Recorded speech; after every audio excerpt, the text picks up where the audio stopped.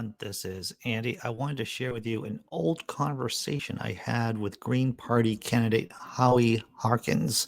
I did this on my old podcast, The Naked Diner. You'll hear me and my co host, Jack Matirko, along with the great and awesome Howie Hawkins. Now, this is before he won the nomination. He is now the official Green Party candidate.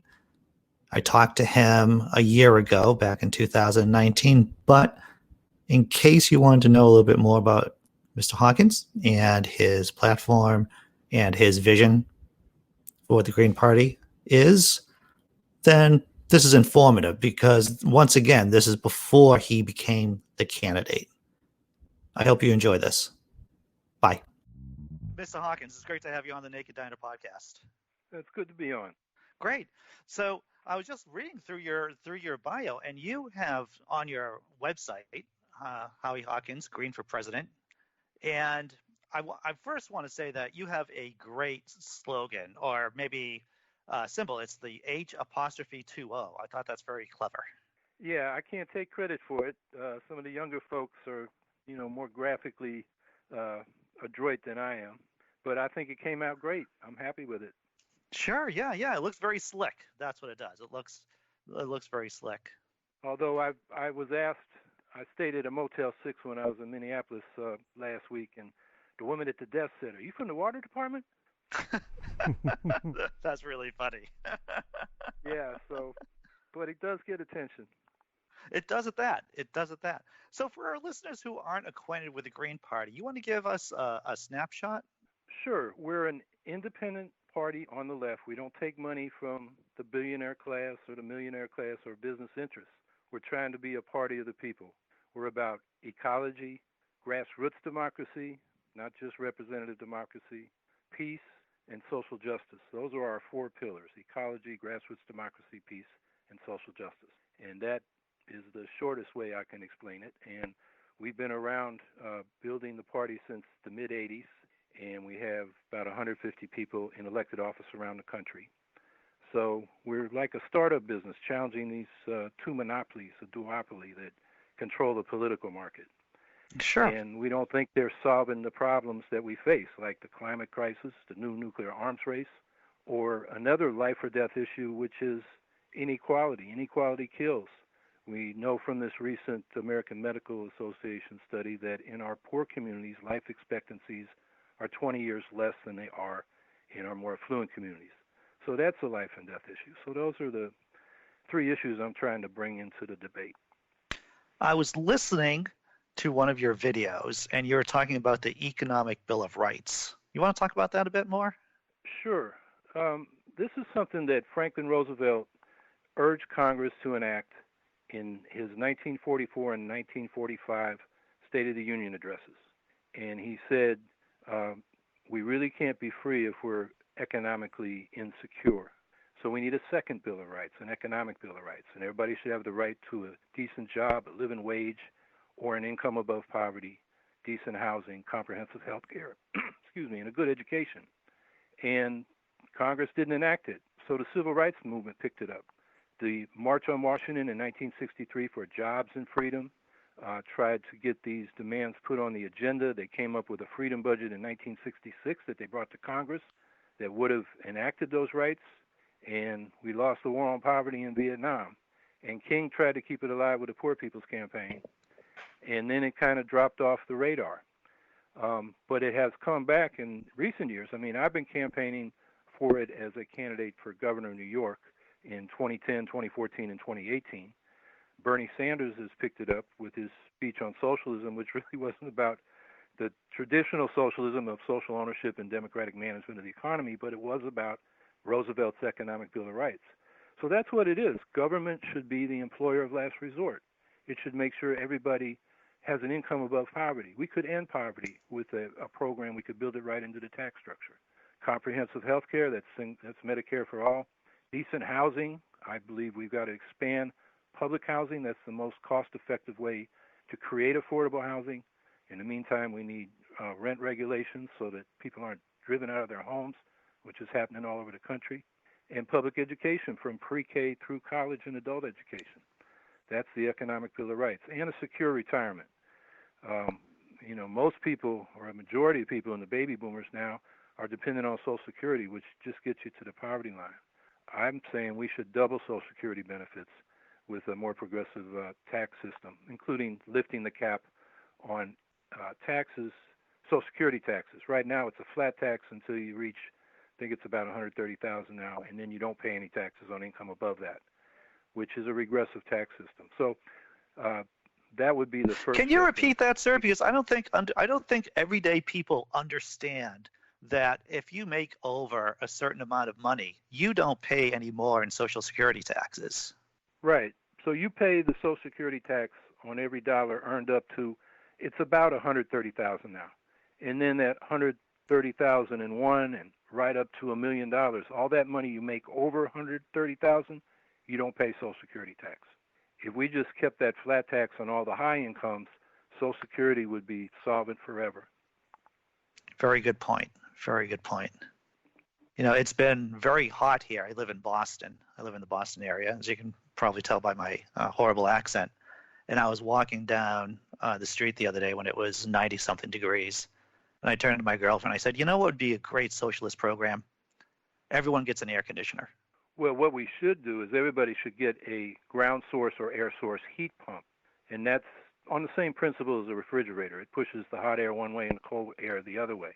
So in the wintertime, it's heating the home, and in the summertime, it's cooling the home.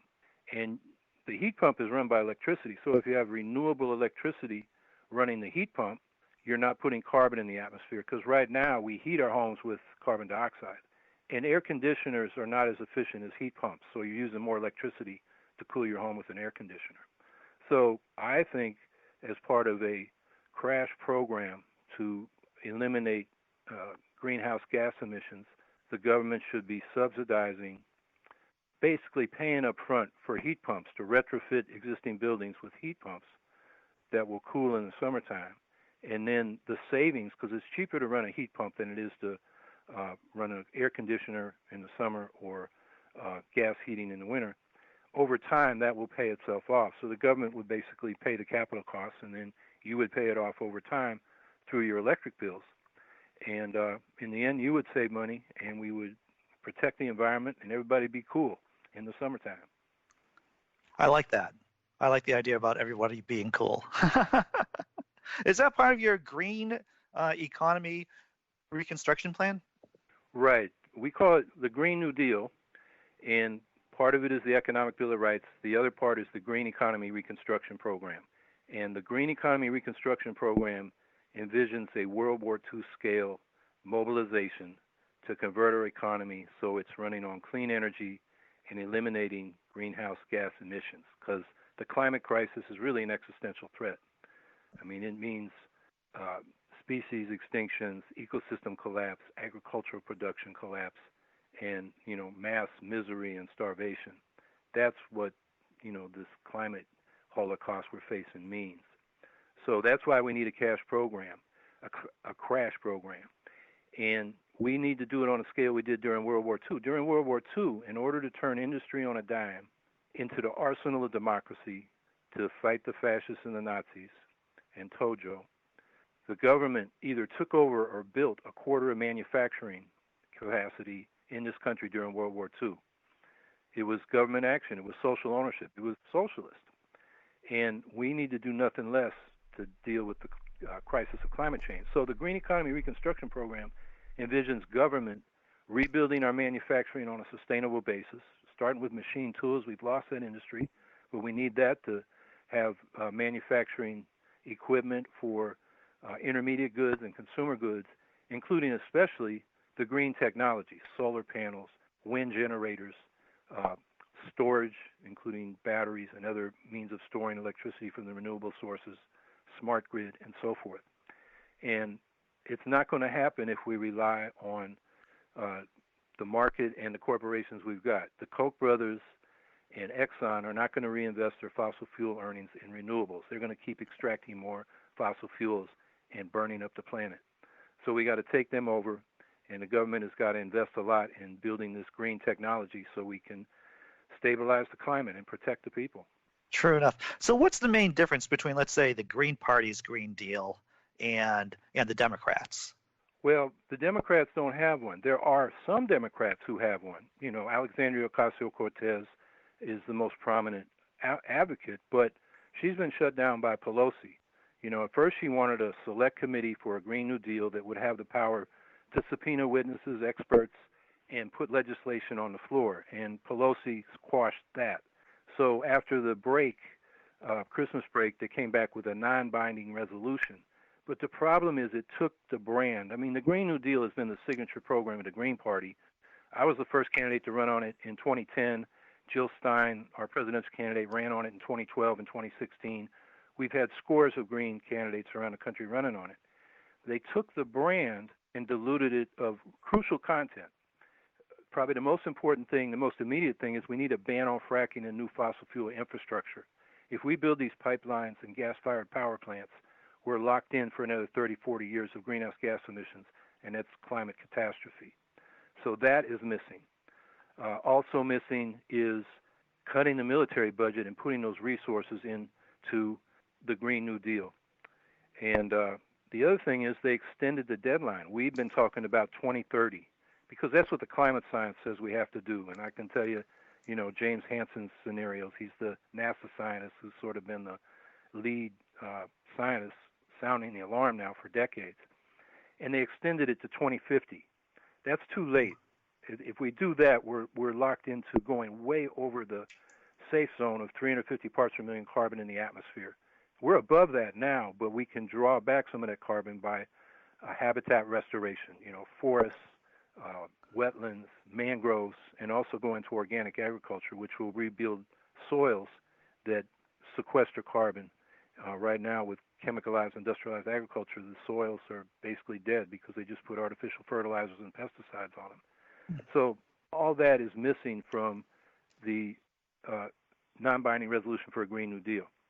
I would say the good thing about what they did is they kept the Economic Bill of Rights in it, which is really important because people are leery of taking risks to transform the economy if their own economic security isn't there.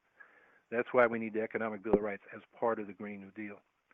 So I think the good thing is they kept the Economic Bill of Rights and they brought a spotlight on the issue.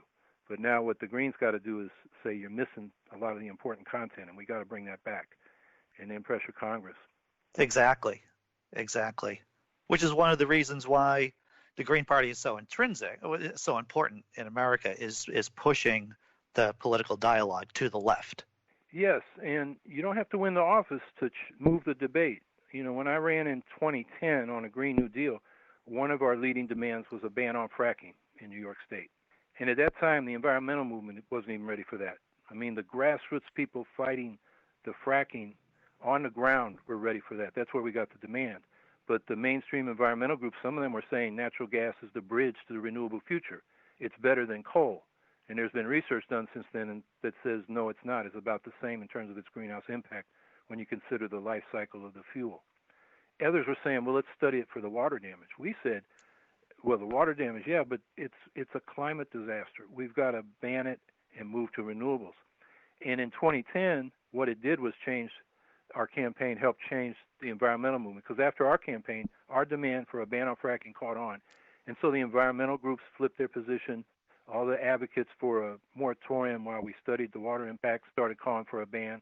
And then in 2014, it was a real movement. And then Governor Cuomo, after that election, I got 5% of the vote, which right. For a left party in New York is the most any has got since the Liberty Party started running against slavery, the abolitionists, back in the 1840s, except for two socialist candidates in 2018 and 2019. They got 0.5% more than I did. That 5% really got Cuomo's attention. So he started looking at our platform. He agreed to a ban on fracking. He agreed to a $15 minimum wage, although it's being implemented a lot slower than we wanted. He went with paid family leave, which we were campaigning on. And he made some moves toward making public colleges tuition-free, which is the label he put on his Excelsior Scholarship Program. The reality is very different. But what I'm saying is we can make a difference just by injecting those issues and making the Democrats in particular compete for our votes on the demands we raise. And that can move the whole debate and the whole political calculus. True enough. True enough.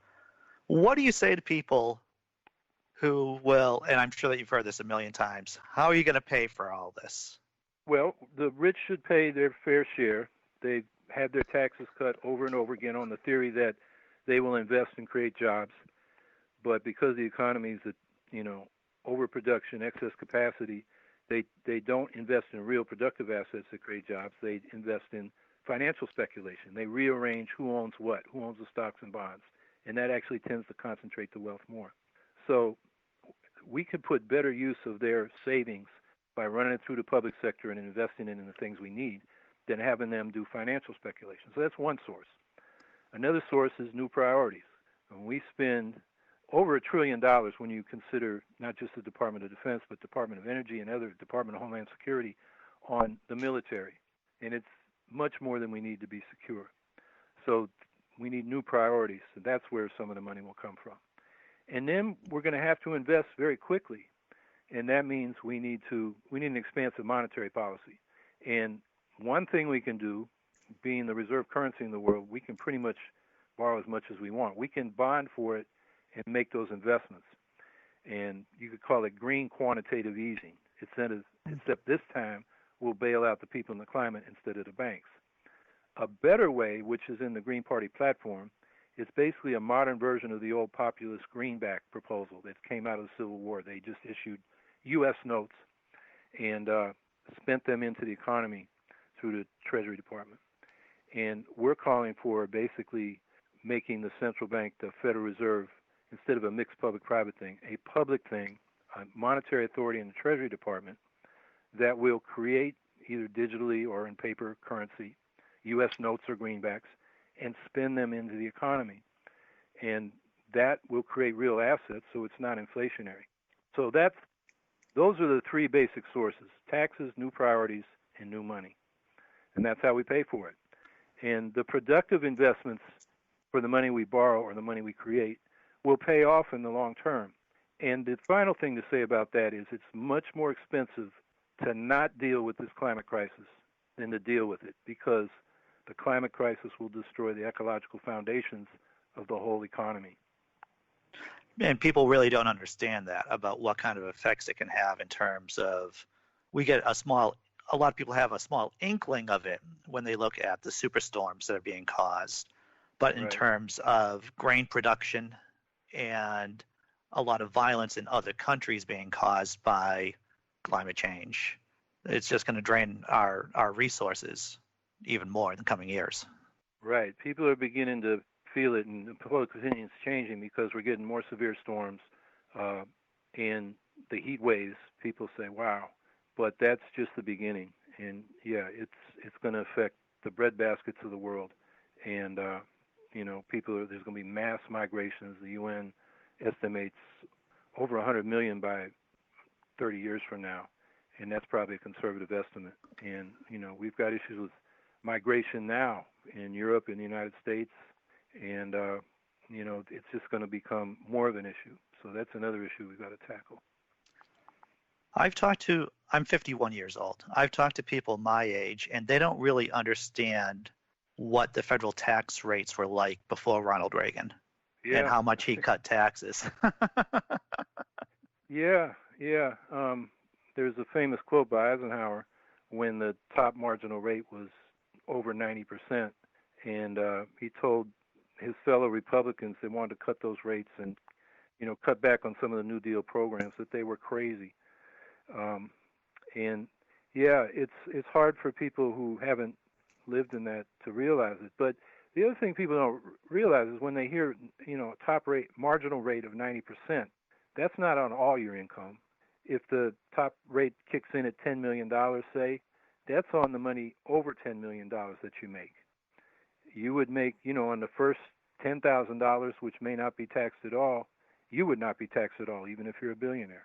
And your tax rates would go up the income scale. So, I think people don't understand that, how the progressive tax structure works as well.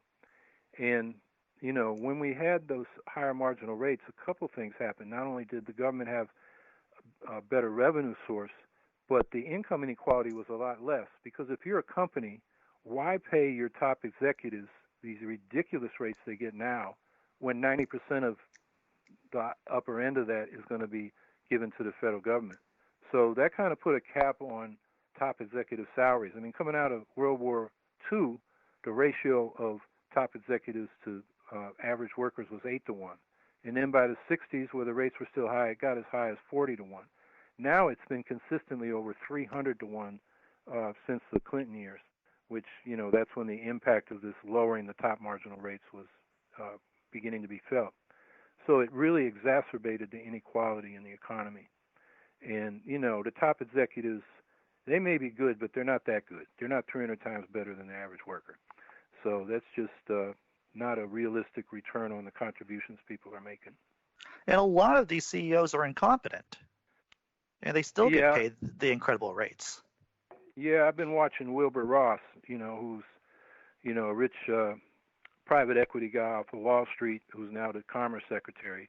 And, even the Trump people are complaining he keeps falling asleep in meetings. And, when he tried to justify putting the citizenship question on the census, he was lying and couldn't get his story straight and, went to court, they got beat. This is a guy who shouldn't even be in office. He should be in prison because he was right at the center of that robo-signing scandal where they were stealing people's homes with false paperwork when the housing market collapsed. And he owned a bunch of these mortgage servicing companies. And they targeted people of color, and another group of them that he owned targeted seniors. And he violated all kinds of laws. And this is why we need a Green Party. The Obama administration under, Holder said basically they're too big to jail. And Geithner said we can't scare them off. So there was a Home Affordable Modification Program or mortgage program, the HAMP. Yep. And they had $75 billion to modify mortgages down to the market level when the market collapsed. And they only spent $15 billion of it. And, Geithner famously said, we got to foam the runway so the banks can land. And what they did was land on poor and middle class, particularly black and Latinos, and then the seniors in that other program. And, so this was predatory lending. It was racist, and they should have been prosecuted. Instead, you got Ross in the Commerce Department. You got Mnuchin, who was another one, did the same sort of thing with One West in the Treasury Department. And, of course, you got the racist in chief, the President Trump. But what I'm saying is the Democrats enabled that by not prosecuting these people. I could go through the war criminals who are now recycled, Bolton and Elliott Abrams and Eric Prince, who's not a formal part of the administration, but he's basically trying to privatize the war supply chain, as he calls it. Mm-hmm. And we didn't prosecute war criminals. You remember Obama administration saying we don't want to look back. So the war criminals are back in charge, and they're trying to overthrow governments like Venezuela and Iran. What I'm saying is the Democratic Party enabled that by not basically enforcing the law against white-collar criminals. And so that's why we need the Green Party to challenge all that. What I really liked about one of your talks was that you pointed out that the military-industrial complex is in each and every district in this country, which makes us all somewhat addicted to it. Yes, they call it the Iron Triangle. You got the arms manufacturers, the Pentagon, and Congress. And the arms contractors and the Pentagon politically thought it was smart, and it was, to put military facilities in every congressional district so they all feel dependent on voting for them. Even somebody like Bernie Sanders, who's pretty good on saying we need to reorder our priorities, is all for the F-35 being based in South Burlington, Vermont. Mm-hmm. And, that's just because it's in his district. So what we're talking about with the Green New Deal is we need a green industrial complex. There should be a Green New Deal factory in every congressional district building the components of this clean energy system we need to have. And that'll solidify the politics of an ecological economy. True enough. So in terms of, I want to say congratulations, sir. I think we talked for about 20 minutes before Trump coming up in conversation. Well, yeah, he's going to dominate the election. I mean, I ran for governor last year. The Greens asked me to run again. And I, was raising issues, and the whole debate was about Trump. Governor Cuomo ran against Trump. And to the extent he acknowledged anybody, he called his Republican opponent Mini-Trump, which was kind of mean because the Republican is short in stature. But also, that Republican didn't vote for Trump. He wrote in his Republican congressional member because he didn't like Trump. But I would talk to people who had given me money in the past, voted for me in the past, saying, oh, I got to vote straight Democratic ticket because of Trump.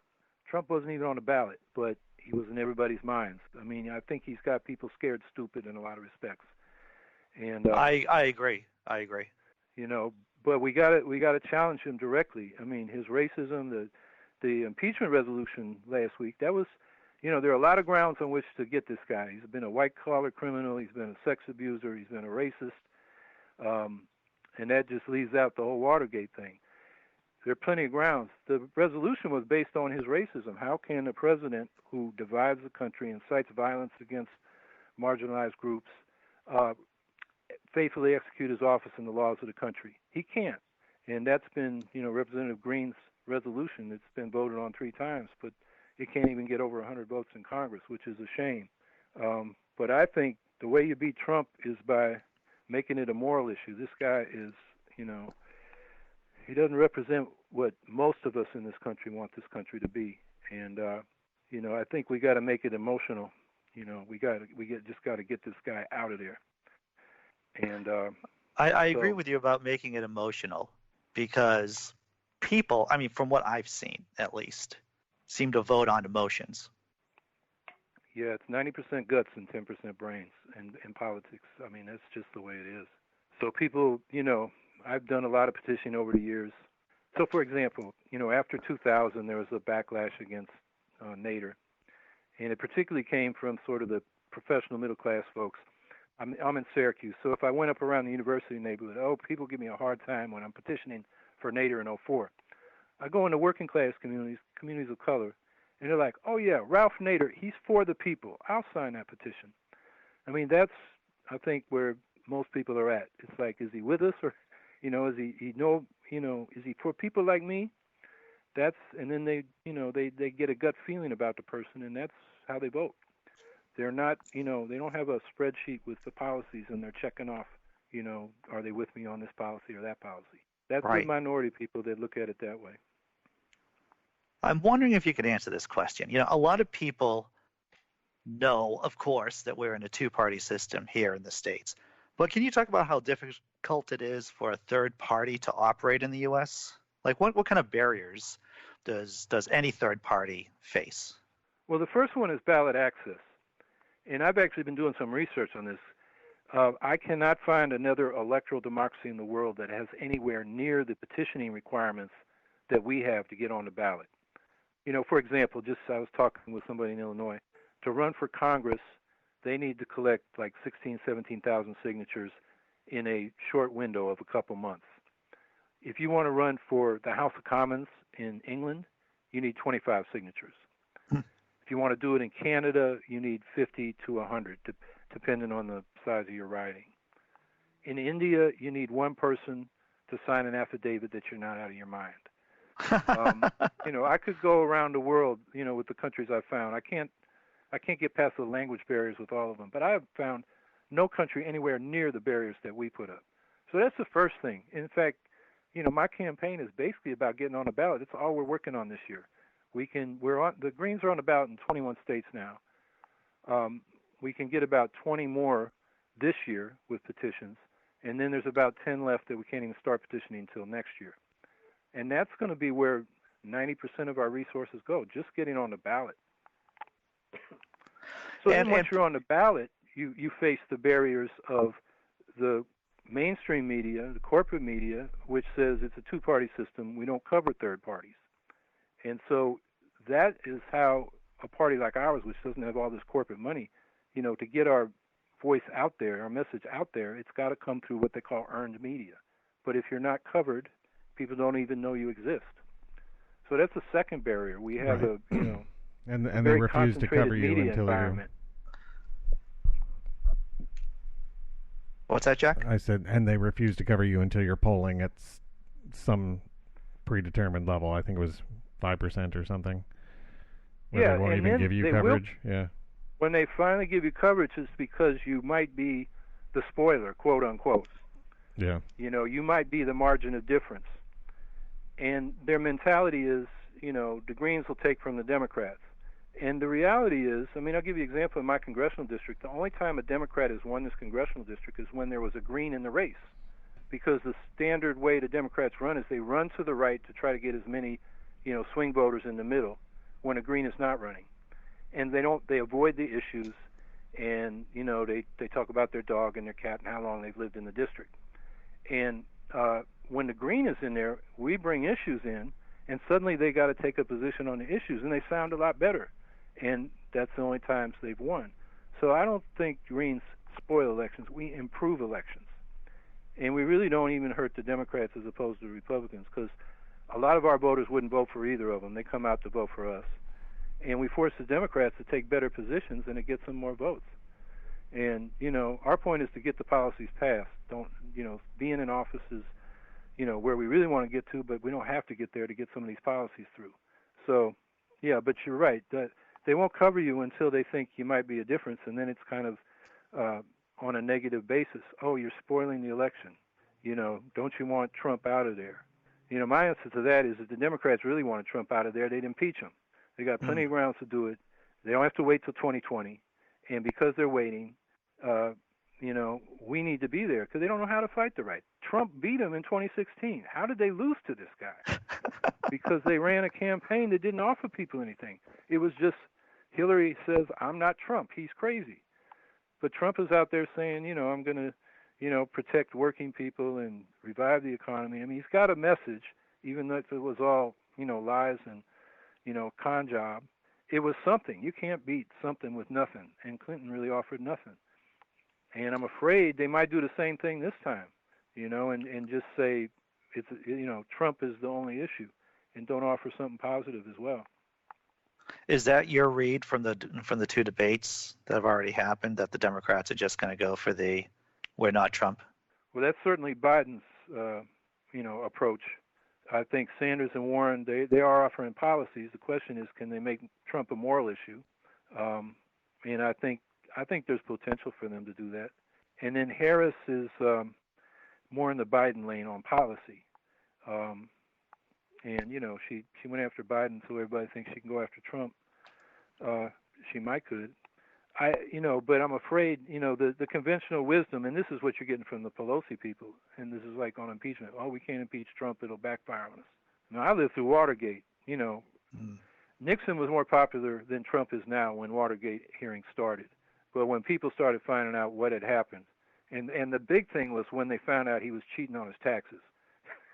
That's when conservatives said, oh, no, man, I pay too much taxes. If this guy's cheating, he should go. Congress, if they had impeachment inquiries, they might be able to speed up getting Trump's taxes to see what he actually did. And that's a really good point, is that you got to shake the tree. And if you don't do an impeachment, Congress doesn't have the same kind of powers, from what I understand, that it would have if it was doing an official impeachment. Yes, it would expedite the process. Here we are. They're about to go on recess. They're finally going to hear from Mueller. Mueller's not going to say much. He's going to say, read my report. And then they're going on recess for a month. And pretty soon the presidential primaries will be in high gear, and then it'll look political to open an impeachment inquiry. So I think Pelosi's run out the clock, and that's a shame because, even if the Senate would not vote to convict on impeachment, the process would beat up Trump so much and let people know what he's really been doing that it would be really hard for him to win. I think all the Republicans that defend him, I think that would be a much more effective political strategy than kind of ducking the whole thing, which Pelosi and the other Democratic leaders have decided to do. Yeah, it vexes me. It just vexes me so much. So I was looking at your bio on your website, and I did not know that you were a Marine. Yeah, I got my draft number came up toward the end of the Vietnam War, and so I enlisted in the Marine Corps to continue, opposing the war, which we had a real GI movement back then. That was one of the three basic reasons, Nixon had the so-called Vietnamese the war, because particularly the Army, but also in the Marines, people stopped fighting. They said, this is not our war. We shouldn't be here. The other two parts were the anti-war movement here and the resistance of the Vietnamese that, eventually ended that war. So, yeah, I went into the Marine Corps, and I chose the Marine Corps because Daniel Ellsberg had been a Marine. David Shoup, the commandant of the Marines in the late 50s and early 60s, had written a essay with another Marine Corps colonel that went to my college, Dartmouth College, called The New American Militarism, which was widely circulated by an anti-war group called Clergy and Laity Concerned back during the anti-Vietnam War movement. And there were other interesting people come out of the Marine Corps, so I said, this is an interesting group. So, yeah, I went in. I did my boot camp. It was officer training. I graduated. It was like 60-something started and only 20-something graduated. And then I went back to my college, and they said, we're not helping you with loan and scholarship till you get the GI Bill. And I needed 180 days active duty. I only had, whatever the summer was. So I went back to the Marines and said, I got to be, enlisted guy because I can't finish college and, you had to have a college degree to go back to officer school and become a second lieutenant. And then the Marine Corps never ordered me to active duty again. I was obligated for 2 years active duty for my 6-year enlistment period.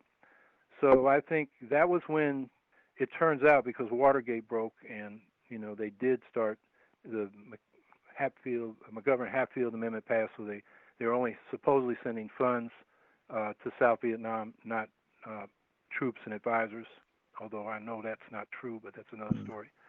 And so, I think they just put me in a file and said, we'll call them if we need them, but they didn't need me. Huh. And so, it was interesting because I would raise, they were teaching us the history of the Vietnam War, and it was this right-wing Cuban who said, I can't wait for the next war so I can get more medals. He was a real jerk. And I would raise my hand and say, I just read the Pentagon Papers, and that's you, and what you just said is not what the Pentagon Papers said, and, I get pulled out and made to do push-ups by the drill instructor. But it was interesting. The class was half veterans who had been to Vietnam as, enlisted men, now are in college and decide they want to get back in. And then some of them, the rest of them were, this is their first thing right out of college in the Marine Corps. And it was the veterans who encouraged me to keep raising those questions. It was interesting because there was a lot of question about what we were doing in Vietnam. And another interesting story about that is they said you can bring one book, to boot camp. So I brought The Politics of Heroin in Southeast Asia, which turns out 3 other guys did. That's brilliant. The Marine Corps didn't have any problem with that, but I had folded into my book photocopies of Smedley Butler's War as a Racket, which at that time wasn't a book. It was just, I copied them out of Common Sense from the 1930s. And Smedley Butler, you taught in boot camp, he was twice Congressional Medal of Honor, a Marine Corps hero. They don't tell you how he became so anti-war in the 30s. And they confiscated that. And when I left, this captain said to me, I read the Smedley Butler papers, and he winked at me. That was as I was leaving the base, when we graduated. So, I took from that he got what I was talking about, or what Smedley Butler talked about, and that it's one thing to defend the country, it's another to be imperialist. So, interesting experience. Excellent. So what else would you want people to know about you, your personal life? Well, I've sort of seen both ends of it. I did go to Ivy League school, Dartmouth College, and made me very class conscious. I came out of the 60s, civil rights, anti-war, but it really struck home to me how class, and there's a ruling class, and at Dartmouth they were telling you guys are going to run the country, and I'm like looking around saying, boy, they made a mistake accepting me here, and but after a while I began to realize, these people have all the foibles of the, regular working class kids I came up with. Some of them had stuttered, some of them were alcoholics, some of them were really smart, some of them were quiet, some were outgoing. It was, just like everybody else. And one professor, actually the quarter before I went into the Marine Corps training, he said at one point, you rich guys in this class are going to hire you smart guys to write 5-page memos. That's why we teach you how to do overnighters. And 5 people will read those memos. That's going to be your life. And I look around and I say, well, I'm not one of the rich guys. I'm not sure I'm one of the smart guys, but that didn't look too good to me. So I like to build, so I got into construction, and we had a worker co-op where we were doing what they call today green jobs. We were installing wind generators and solar panels and retrofitting buildings for efficiency. We do energy audits, all that stuff. And we did that for about 5 years until Reagan pulled out the credits for the upscale people who were installing the alternative energy. And so I stayed in construction for a while, and then later became a teamster unloading trucks at UPS because it had a good pension and health care plan. And, the kind of construction I was doing, I didn't get much union work, and, my pension was, and the health care was off and on. So that's what I've done. I've been working with my hands and sweating for, 30, 40, 50 years. So I know what it's like from that end. And, one thing I've noticed when I got into it, it was coming out of the period, the so-called golden age of capitalism from World War II to about the early 70s, when wages were growing with productivity. Since then, wages have been flat. Productivity's continued to go up. And so I know what that's been for people trying to make ends meet. It's really tough on working people now. That's great. That's great that you lived the experience, that you lived everyday life, that all of us have to handle, in terms of working 9 to 5, thinking about retirement, thinking about your benefits. I think that gives you particular insight that maybe career politicians don't have. Yeah, and I think some of them have no clue as to what's going on with particularly the bottom half of the income spectrum, how tough it really is. I mean, we've got statistics showing that about half the population, at least some months during the year, can't afford rent, utilities, groceries, a medical bill. There's some bills they can't pay that month, so they're always, in crisis, and it's stressful. I think that helps explain why there's a 20-year gap in life expectancies between the poorer and more affluent communities in this country, which is inexcusable, just inexcusable. Well, Mr. Hawkins, we're closing in on our time, and the last question we like to ask our guests is there something you wanted us to ask you but we didn't? Was there a topic you wanted to talk about but you haven't gotten an opportunity to do that yet? Yeah, the threat of nuclear war. Good. Please talk about that. Yeah, we're into a new nuclear arms race. Under Obama, they initiated $1 trillion nuclear modernization program, which is modernizing all three legs of the nuclear deterrent stool. That's submarines, land-based missiles, and air-based bombers. But they've also moved to miniaturize tactical nukes and put them into conventional forces, which makes them easier to use. And a tactical nuclear exchange will quickly escalate into a strategic nuclear exchange. And that's a doomsday machine, as Daniel Ellsberg puts it. He wrote a second Pentagon Papers. It's called the Doomsday Machine. He was a nuclear war planner even before he got into the Vietnam stuff. And he was there in the late 50s and early 60s. He was there at the Cuban Missile Crisis. And he knows that the authorization to initiate nuclear weapons, it's not just the president with that football that goes around with him. A lot of that is delegated to field commanders who could start a nuclear war without the president even authorizing it. So the nukes are on hair trigger alert. We have not pledged no first use. We have basically had a strategy of being able to knock out the Russians and the Chinese before they could strike back, a first strike capability. And now we got this movement toward tactical nukes, which the Russians are doing, the Chinese and the Pakistanis are doing now too. So this is really scary. This is the kind of thing we were fighting in the 80s when we had the nuclear freeze and the intermediate range missiles were in Europe. And now that intermediate range nuclear force treaty Trump pulled out of it, and then Putin did. Before that, Bush got us out of the anti-ballistic missile treaty. We got out of the Iran nuclear deal. We got out of the framework for North Korea.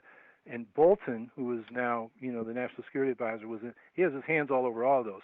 Next is the START treaty, which expires next year. I did not know that. I did not know that the START Treaty expired next year. Well, February 2021, so basically All right right. after the election. And, Bolton has criticized that treaty forever. So the treaties are going away. We're putting tactical nukes in conventional battlefields. And we have these doomsday machines in both the United States and Russia that as soon as one nuke flies, they all fly, and that's the end, because we'll get a nuclear winter that'll, there'll be no crops for a decade. Everybody will starve if they didn't get blown up or radiated in the first place. So what I'm saying is, and none of the major candidates are talking about this, is we got to take the nukes off hair trigger alert. We've come very close accidentally to starting a nuclear war many times. We got to pledge no first use. We got to unilaterally disarm to a minimum credible deterrent. And on that basis, with that political capital of making that move, then start urgent negotiations for complete and general nuclear disarmament, which actually the earliest treaty, which still is in force, the Nuclear Non-Proliferation Treaty, calls for and has never been seriously followed, except for a minute by Gorbachev and Reagan. So to me, that is the existential threat that nobody's talking about. And this nuclear modernization that we're doing and now Russia's doing, and China and Pakistan got scared, so they're starting to, they have no first use policies, or India has a no first use policy. But they're afraid that, their opponents are going to try a first strike on them, so they are modernizing and bringing tactical nukes in. And, there's so many volatile situations. Just take Pakistan, India. I mean, you got fundamentalist Hindus versus fundamentalist Islamists. They got a religious thing going on. They're fighting over Kashmir, and they both got enough nukes to do a nuclear winter for the whole world. And so that's a very volatile situation, not to mention the U.S.-Russia thing. So that, to me, is an issue that I hope the Green Party can inject into the debate. And we need a movement like we had during the nuclear freeze in the 80s for no first use and minimum credible deterrent as first steps toward complete disarmament. That's great. That is. I mean, it's great that you bring up that point, because nuclear war just isn't on anyone's radar, or hardly anyone's radar. I mean, like you were saying, it was big during the 80s and everything, but the threat of that has just been in the minds of the public has just been receding further and further back. Yeah, and it's both parties are pushing this nuclear modernization program. And that's another reason we need a Green Party that needs to be I think it needs to be one of our central missions. I hope our candidates, up and down the ballot, candidates for Congress, raise this issue. Before I ask you where people can find you online, I want to bring up the fact that the Green Party takes matching funds from the government. Yes, there is a program. It's a post-Watergate program.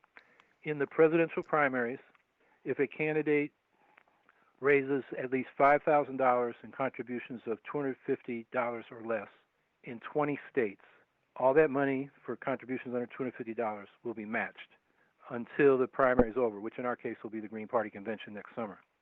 And at this point, I think I'm the only candidate seeking those funds, the Democrats and Republicans, because if you accept those funds, you're limited to total expenditures of something like $50 million.